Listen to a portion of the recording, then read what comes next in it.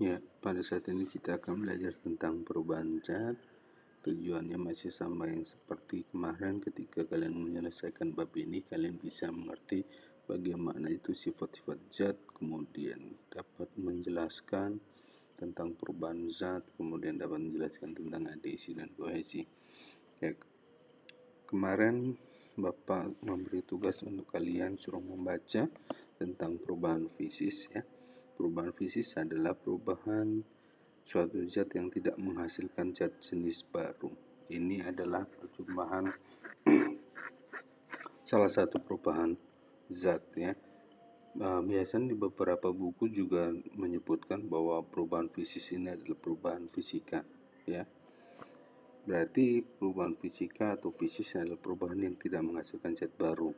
Nah, ciri-cirinya yang pertama, apa sih yang terjadi dalam perubahan fisis? Tentu tidak terjadi jenis zat baru. Zat yang mengalami perubahan dapat kembali ke bentuk semula.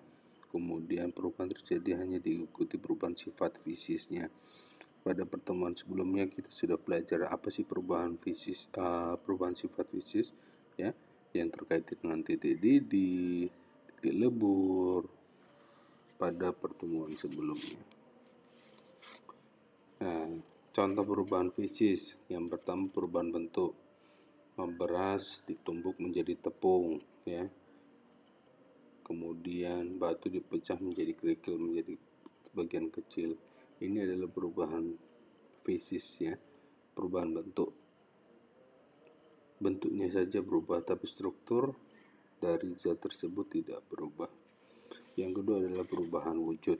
Ini juga sudah kalian tulis kemarin tentang bagaimana perubahan wujud itu ya. Gas menjadi padat menjadi gas, itu dinamakan menyublim ya. Gas menjadi padat itu mengkristal, kemudian padat menjadi cair tentu mencair, kemudian cair menjadi padat itu membeku, gas menjadi cair itu mengembun, cair menjadi gas itu menguap. Ini sudah kalian pelajarin waktu di SD juga dan sudah kalian tulis kemarin. Nah, sekarang adalah tentang perubahan kimia. Perubahan kimia adalah perubahan yang menghasilkan zat baru ya. Perubahan zat yang menghasilkan zat baru dinamakan perubahan kimia. Ciri-cirinya terdapat banyak sekali. Yang pertama berarti dia menghasilkan zat baru. Zatnya berubah, tidak dapat kembali ke bentuk semula. Perubahannya yang terjadi diikuti perubahan sifat kimia melalui reaksi kimia ya. Sifat kimia itu terkait warna, kemudian bau dan sebagainya. Sudah kalian belajar kemarin. Kemudian selama terjadi perubahan kimia, massa zat sebelum dan sesudah reaksi adalah sama. Ini adalah ciri-ciri dari perubahan kimia. Ya, terbentuk zat baru itu adalah yang utama. Contoh, ya, kok dinamakan menghasilkan zat baru? Contohnya sini, pembakaran. Kertas dibakar menjadi abu, ya. Ini menghasilkan zat baru, abu ini. Abu ini tidak bisa kembali lagi menjadi kertas. Strukturnya juga sudah berbeda. Struktur dari kertas dan abu adalah berbeda. Kemudian pembusukan, bahan makanan yang membusuk tidak akan kembali lagi ya. Contohnya pisang, tomat yang sudah busuk tidak akan kembali lagi. Pengkaratan atau korosi ya. Karat ya, logam yang kena air hujan, kemudian lama-kelamaan akan timbul karat dan akhirnya korosi, rusak, mudah rusak. Itu adalah salah satu perubahan kimia. Nah, ciri-cirinya dalam perubahan kimia tentu ya, melalui reaksi kimia tentu ada beberapa ya. Yang pertama perubahan warna ya. Tadinya besinya itu mengkilap karena ada karat, maka menjadi agak kekuning-kuningan. Terjadinya perubahan suhu, ya, timbulnya gas, timbulnya endapan.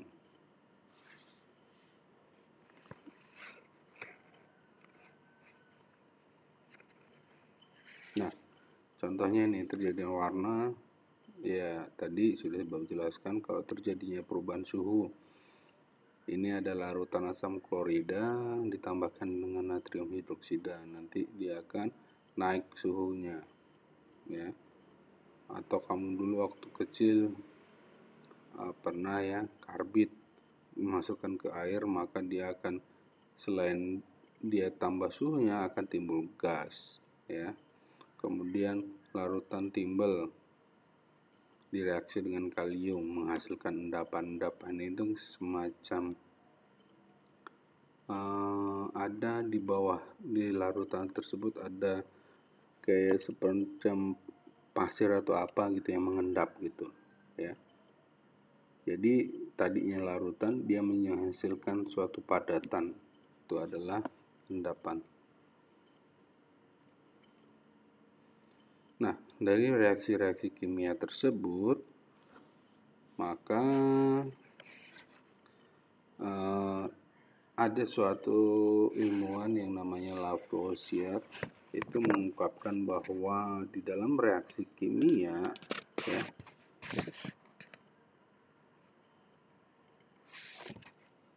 maka akan berlaku hukum kekekalan massa, ya. Ini dinamakan hukum kekekalan massa.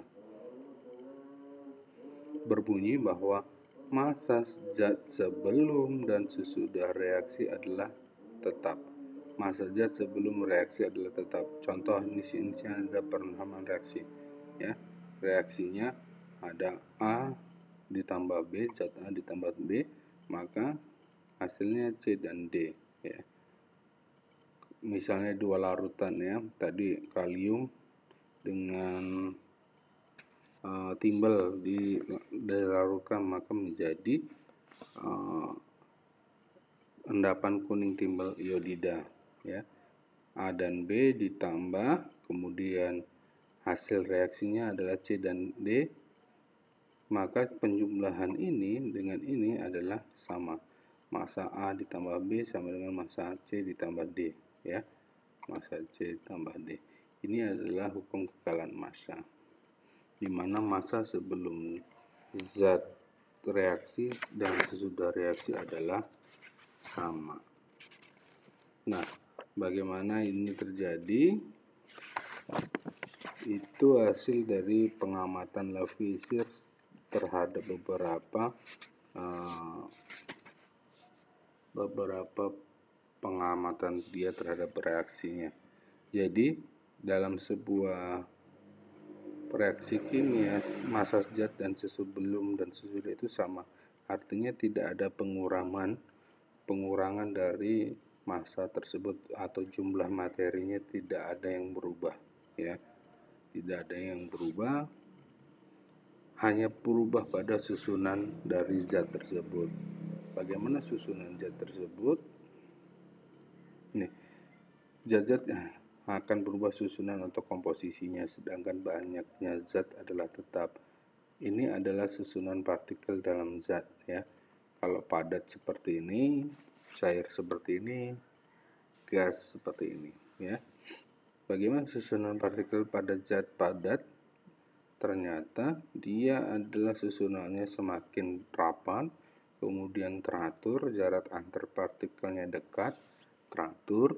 Ini yang menyebabkan bahwa gaya antar partikel, ya, A1 dengan yang lain ini sangat kuat, sehingga zat padat itu sulit untuk dipisahkan atau dipatahkan, ya. Dan bentuknya selalu tetap. Zat padat bentuknya selalu tetap karena susunan partikelnya sangat kuat sehingga tidak mudah untuk berubah bentuk. Bagaimana dengan zat cair? Zat cair, jarak antar partikel satu dengan yang lainnya ada space lebih lebar, ya. Ini mengakibatkan zat cair mudah berubah berubah bentuk ya. Contohnya, ketika dituang di satu gelas maka bentuknya seperti gelas, ketika di mangkok maka bentuknya mangkok, karena ini jarak antar partikelnya adalah sangat lebih lebar dibandingkan zat padat ya, dan lebih gaya antar partikelnya lebih besar, lebih kecil dibandingkan zat padat, sehingga bisa berubah bentuk. Bagaimana dengan gas? Gas jarak antar partikelnya lebih lebar, sehingga sulit kita untuk mengamatinya. Kemudian bisa mudah terpisah karena jarak antar partikelnya selalu lebih kecil ya, karena gayanya semakin kecil. Volumenya juga semakin berubah ya,